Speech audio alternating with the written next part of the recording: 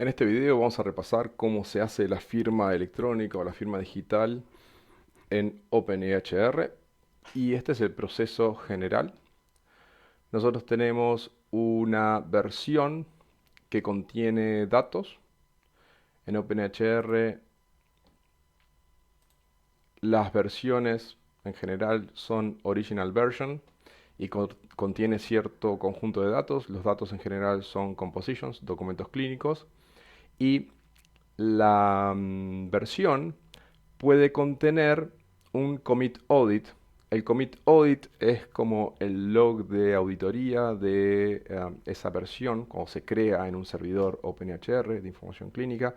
Esta es la información clínica, el documento. Se genera una versión que contiene y da información sobre esa versión. Y la versión tiene asociado un log de auditoría que dice cuándo fue creado, qué tipo de cambio fue, alguna descripción que puede estar asociada a ese cambio, a una historia clínica, etc.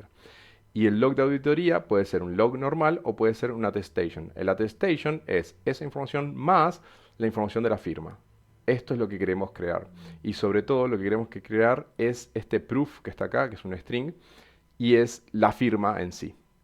Entonces lo que se va a firmar es en realidad este contenido que está acá dentro de la versión, este data de tipo T, que T en general es composition, es un locatable dentro de OpenEHR. Entonces, el proceso es ese. Tenemos original version con su información y nosotros queremos este data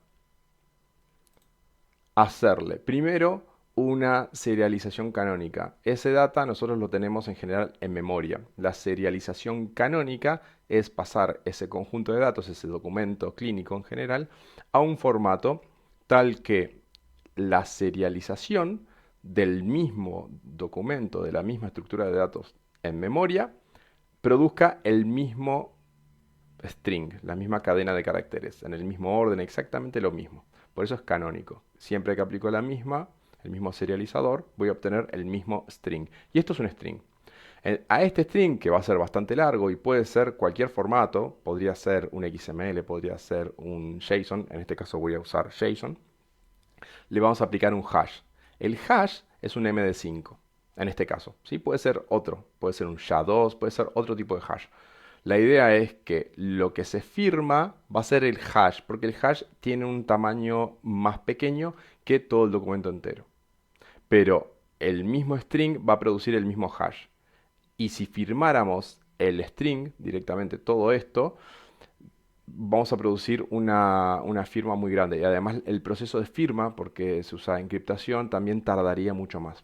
Entonces es mucho más rápido correr el proceso de firma sobre el hash que sobre el contenido. Entonces generamos el contenido en un string, lo hasheamos y acá producimos un digesto, un contenido más pequeño que representa el contenido general. Y después, con algún algoritmo de encriptación, utilizamos una clave privada. Esto es algo que nuestro software va a tener en algún lado configurado. Nosotros podemos el digesto, pasarlo por un algoritmo con esta clave privada y producir una firma. ¿Sí? Y esto, en general, esto es la firma digital, cuando está encriptada. La firma electrónica sería ya simplemente con el digesto utilizar eso como firma. Nosotros vamos a tratar de usar la parte de encriptación. Y esta firma encriptada, nosotros la podemos usar directamente o la podemos pasar por un proceso de codificación en base 64. El proceso de codificación de base 64 es realmente necesario cuando la firma son bits, o sea, no son legibles, no genera caracteres legibles que yo pueda guardar en un string normal. El encoding en base 64 se hace cuando quiero pasar esos bits, que pueden ser datos binarios, a un string con caracteres visibles que yo pueda comparar, pueda procesar, etc. Más fácil que si fuera una cadena binaria. ¿Sí?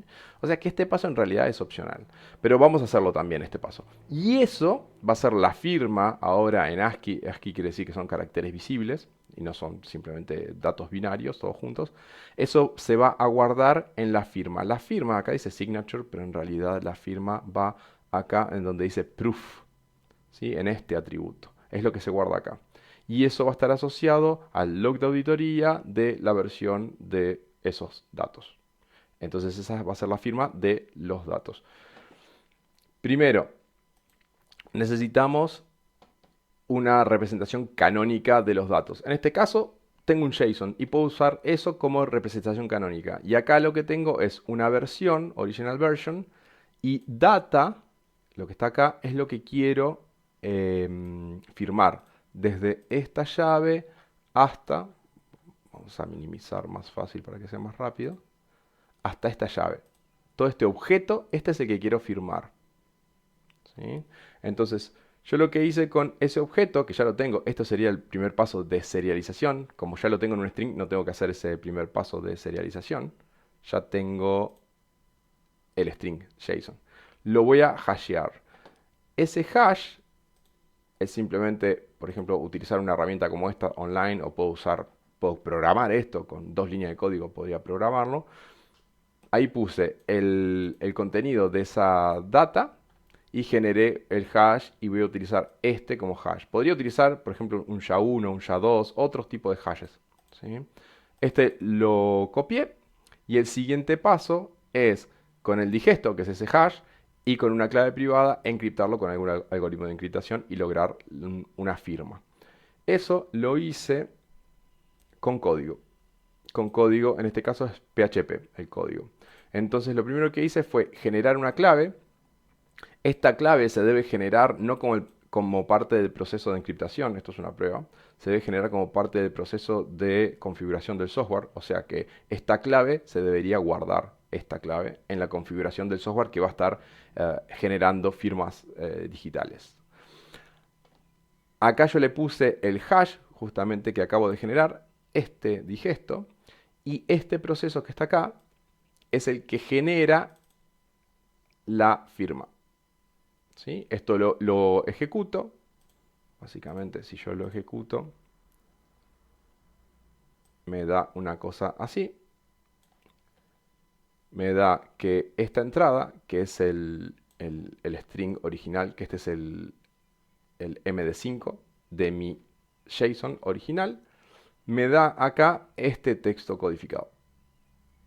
Ese ya es la firma encriptada. ¿Sí? Acá me muestra esto abajo porque también se hace el proceso de desencriptar, ¿sí? La firma encriptada y me devuelve el texto original. Y este texto original es igual al MD5 que generé a partir del JSON. Entonces, el paso siguiente, cuando ya tengo la firma, esta firma, lo puedo, como les dije antes, si genera una cadena binaria, lo puedo pasar por un proceso de codificación en base 64. Y eso es lo que hice acá. Acá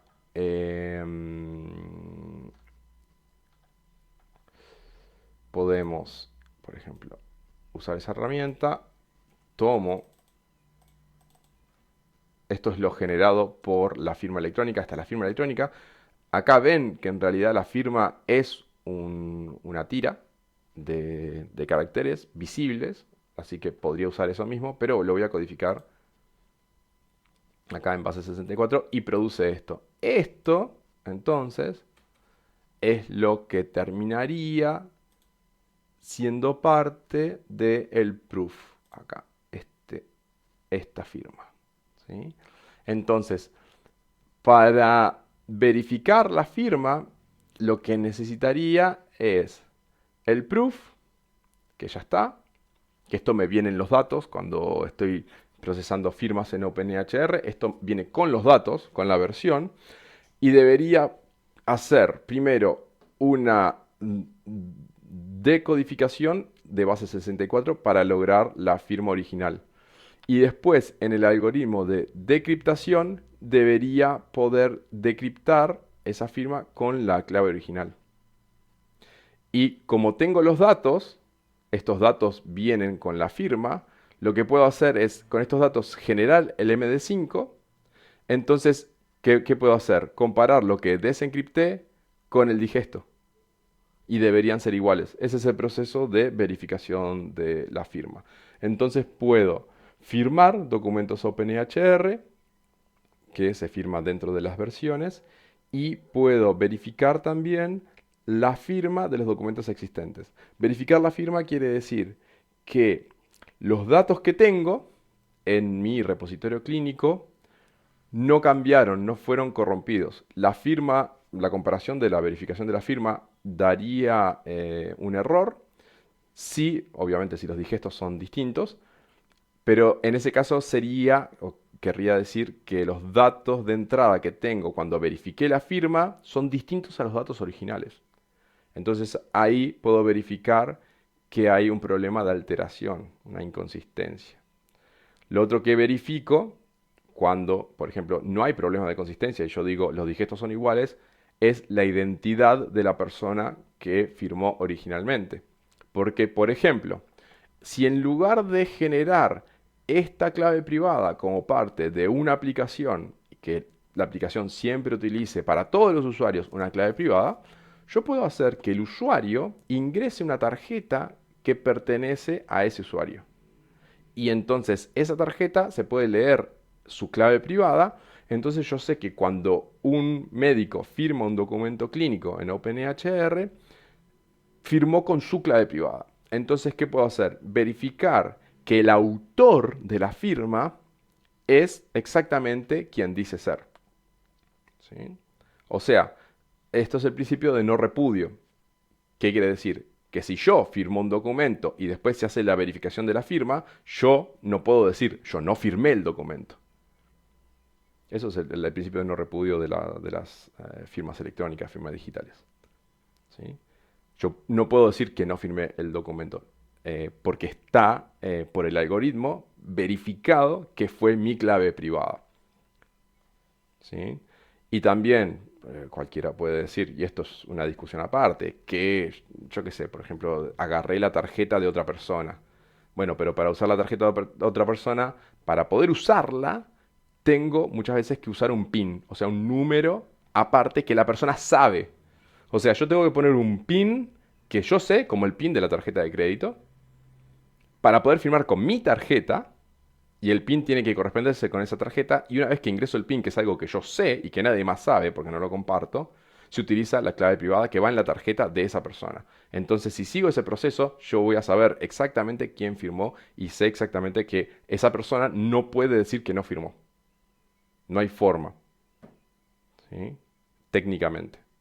Entonces, esos son los procesos tanto de firma como de verificación, tanto para verificar si los datos que existen fueron alterados de alguna forma, o como para verificar que el firmante es exactamente la persona que firmó, o para saber quién es, ¿sí? Para saber que si yo soy el firmante. Entonces, con un poco de herramientas online, un poquito de programación, muy poca programación, ¿sí? Podemos hacer este proceso bastante sencillo. Incluso en PHP se puede hacer la codificación del MD5, o sea, el hash. También se puede hacer la codificación en base 64, o sea que agregando 10 líneas de código a este código, se puede hacer todo el proceso, básicamente, de obtención de la firma hasta llegar a la firma final. ¿Sí? Y otras 20 líneas de código se necesitan para hacer el proceso de verificación, el proceso de decriptación y verificación de la firma. Así que no es muy difícil, simplemente hay que saber qué hacer en cada paso.